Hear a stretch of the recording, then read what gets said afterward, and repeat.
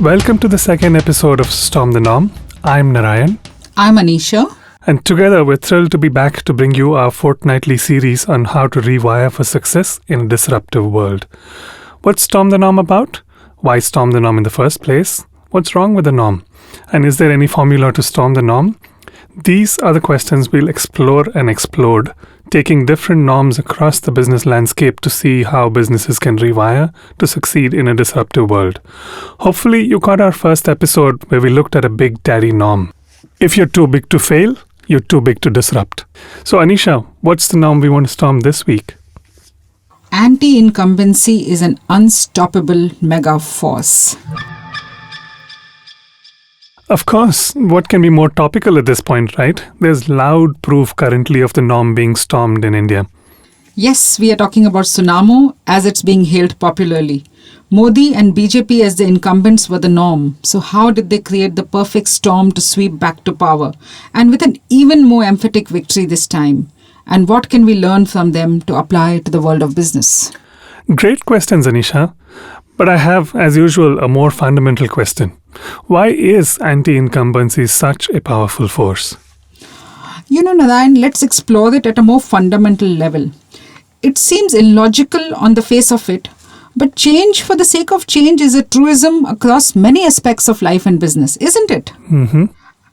I'll outline 3 aspects, some contemporary and some timeless, that are behind this mega force.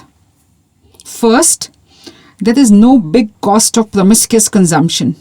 And this is amplified by the fact that there's nil or low exit load to get out of anything today.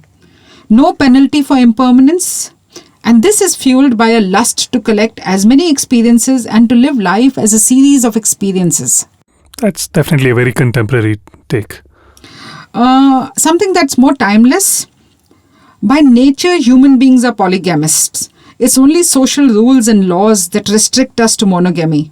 Family, by birth or by marriage, is the only thing, human beings can't change very frequently.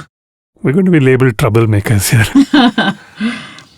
And finally, an obsession with here and now, coupled with an even shorter satisfaction span. We just want to keep moving on and on with new stuff all the time. So Anisha, it's obviously a powerful everyday life force underpinning behavior. But how does it apply to the world of business and brands? And that's the question I have in my mind. I mean, look at this, right? How many times has a good product been dumped just because the new one offers more excitement and better talk value? How many times has a perfectly satisfied user succumbed to the temptation of a new experience? I'll give you some examples. Look at phone brands today. Average ownership of a phone is less than 18 months. And with the number of brands proliferating in the market, consumers typically rotate out of a brand each time they buy a new phone. iPhone might be the only exception, but not by much. I changed my phone. iPhone. You are an anti-norm person all the way, right? And at a minimum, most people have 2 options of any app on their phones so that no single brand gets complacent about its incumbency at any point. And it doesn't matter if you're new age or an old economy brand. And finally, one category where it's quite visible is with telecom. Dual SIMs and mobile number portability mean that as a category dominated by prepaid users, telecom is witness to constant anti-incumbency. But the big disruption, Jio's entry, caused a true anti-incumbent wave against Airtel. And Vodafone. Categories as a whole are falling prey to the anti-incumbency syndrome. Hotels being replaced by Airbnb, car ownership by Uber and Ola, matrimonial sites by the likes of Tinder and Bumble, and so on and on. And the likes of OLX have only fueled the disposable culture even more. Easy to get, easy to move on from. Seems like the story of the day. I've made up my mind, Anisha. I'm going to be a challenger. Frankly, bucking anti-incumbency seems like a really tough ask. So what's an incumbent supposed to do? Let's talk to our special guest rather than deliberating between us. Please welcome Mr. Rajiv Chaba, Managing Director of MG Motors in India. And congratulations on both the new office and the new start to this. And thank you so much for being on the show. You've been on both sides of the fence, right? You've been the incumbent when you were overseeing GM's growth in its heydays in India, launching multiple successful cars. And now here you are. And coincidentally, we also noticed that the name of the company you're now with is the opposite of where you were before. You were with GM, now you're with MG. And you're looking to be the anti-incumbent that will storm the norm, right? So we want to first talk about the overall context of the automobile category, because it seems like one of the most promiscuous categories, right?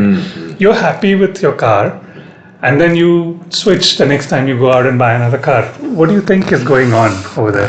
I think automotive industry is full of contradictions, in my opinion. And actually, if I can, before I answer about from the perspective of the automotive, if I can generalize and maybe oversimplify, I would say that there are all kinds of consumers in the category. So there are early adopters, there are experimentative customers, conservative customers, mainstream customers.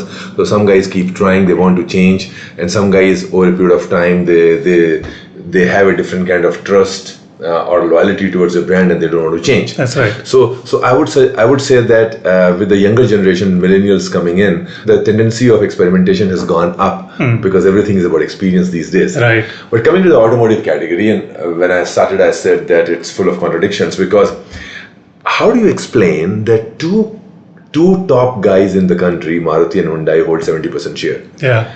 It means guys are repetitively buying their products. Yeah. They're going back to Maruti and Hyundai. Yeah. So this is in favor of incumbency. Yeah. Right? Yeah. But on the other hand, things are changing, and what we are trying to do right now, we are saying we want to disrupt. But important thing for disruption and different way of doing things is that you need to stay relevant to the consumer, and people need to appreciate what different you are trying to do. So I would say that in automotive category, still the jury is out. If you are able to get trust and loyalty of the consumer, and with over a period of time, they don't do that much experimentation. And trust and loyalty in automotive category you get from the whole cost of ownership, the resale price, and reasonably you are catching up to the latest in terms of product features, design, style, and features. If you do that, I think still guys stick to you, because the newcomers are not able to give that kind of confidence on the overall life cycle management of their experience and vehicle. So for us, being an anti-incumbent in this position, I think this is what we are trying to address now, and we are saying, hey, we need to be disruptive. So those are a couple of really interesting points you put out there, right? 70% of the market is with two players. And it seems like the deck is stacked in favor of the incumbents. And you've been there when you were heading GM as well, right? I mean, like we discussed, you launched multiple successful products, right? What lessons are there for the incumbents from your stint there that possibly the incumbents can take home? On the contrary, what lessons that you've learned from there would you either apply or not apply where you are now? So in terms of car category, I think the important thing is to create that kind of a trust between you and the consumer. And what does that mean is that you may launch a good product, good appealing, sexy product, right? You would enjoy the honeymoon period. Guys will try you out for some time. There will be enough customers in the starting to give you a chance. But then how do you sustain the momentum? And that depends purely on certain functional aspects of this whole experience, which is basically spare parts availability. It talks about cost of ownership. It talks about resale price. It talks about good service. It talks about network expansion, more dealers, more workshops, approachability. And that's tough job.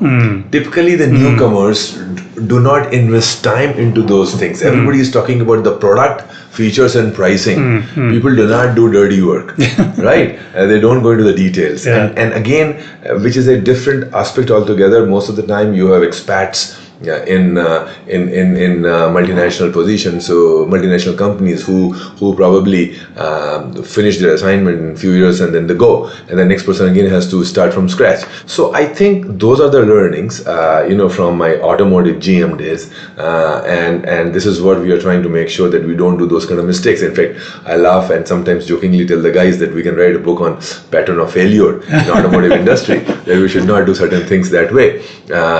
So again, coming back to, again to two favorite examples of Hyundai and Maruti, they are able to repeat their success.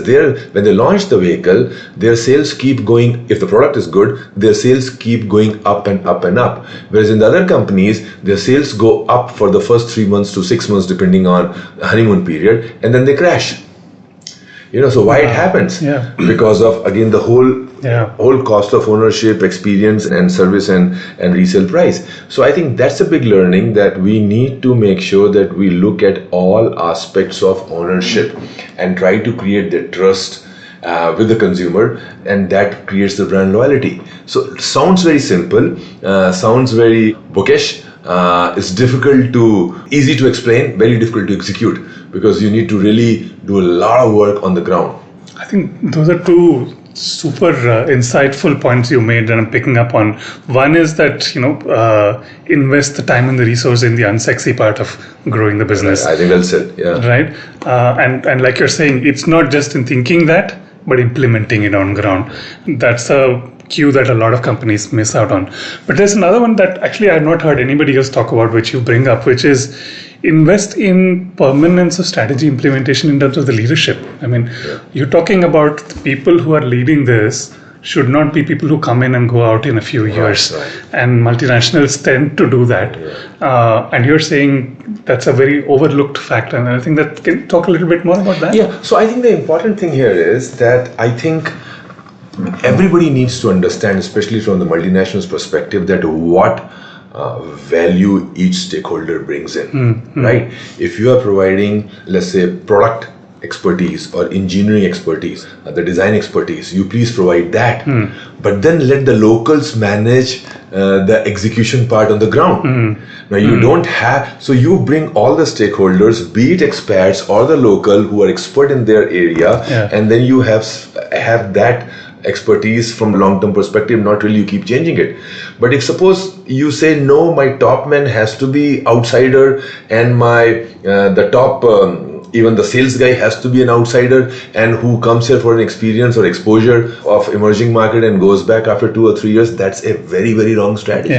Most of the companies don't get it, and then that becomes one of the reasons for failure, because everybody who comes here tries to, number one, say that whatever was happened in the past was wrong, and I'm trying to reset the clock and trying to do the things in a different way. And after 2 or 3 years, he leaves. And our country is very complicated. Our country is not easy. The diversity is huge. Right. So typically an expat, in my experience, in my humble opinion, takes 1 year time to understand the country. Second year, he tries to perform the job. Third year, he is thinking of his assignment outside. So there is no sustainability of leadership at the top. And then lots of Indian people and Indian employees are working in those companies, and probably they are happy. But is that company or their products in the top of the consumer mind? My answer is no. That's very insightful. Okay, I have one last question for you. So like I said, you've been on both sides, right? So you've been the incumbent, you're now the anti-incumbent. Do you prefer one over the other, and why? No, I think I'll not say that I'll prefer one over the other. The whole thing is that at every stage of your organization, whether you are 20 years old or you're 1 year old or you're trying to enter, the questions you need to keep asking is that how would you stay relevant to the changing needs of the consumer? And also your consumer, sometimes psychographics and demographics are changing. So how do you make those changes in your organization? And you are always agile and responsive. So the leadership is important in such cases. So one of my favorites is to keep asking a question, what can go wrong? Once in 3 months, I think as all the senior leaders need to have this internal meeting with the top guys and say, what can go wrong, and talk about, how would you fix it if something goes wrong. So I think that thing is important.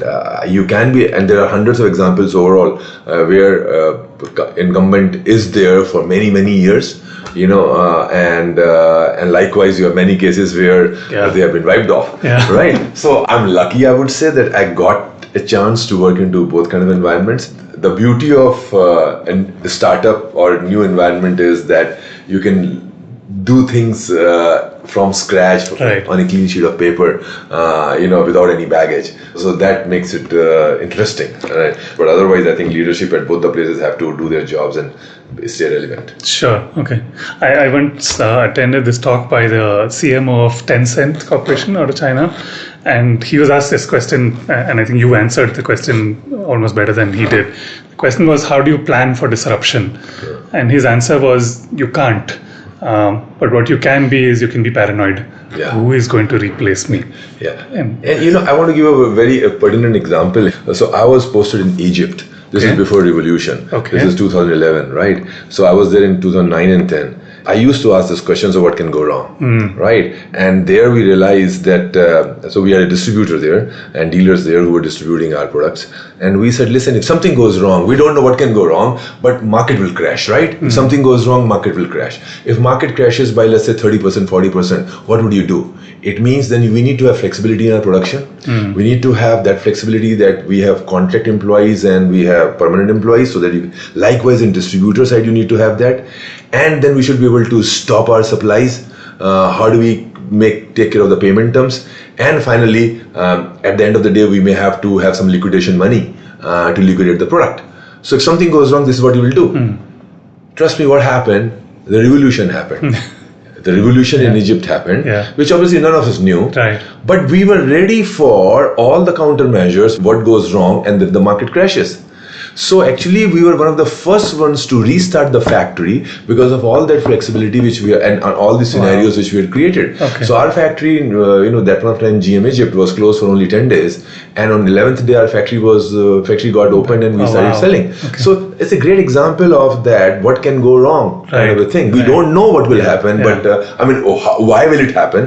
But something will go wrong. And in any business, as you know, that all the days are not same. You will go through ups and downs. So as long as you have, I think, a good communication within the team and all the stakeholders, good communication, good partnership, good trust, then together I think you can tide over it.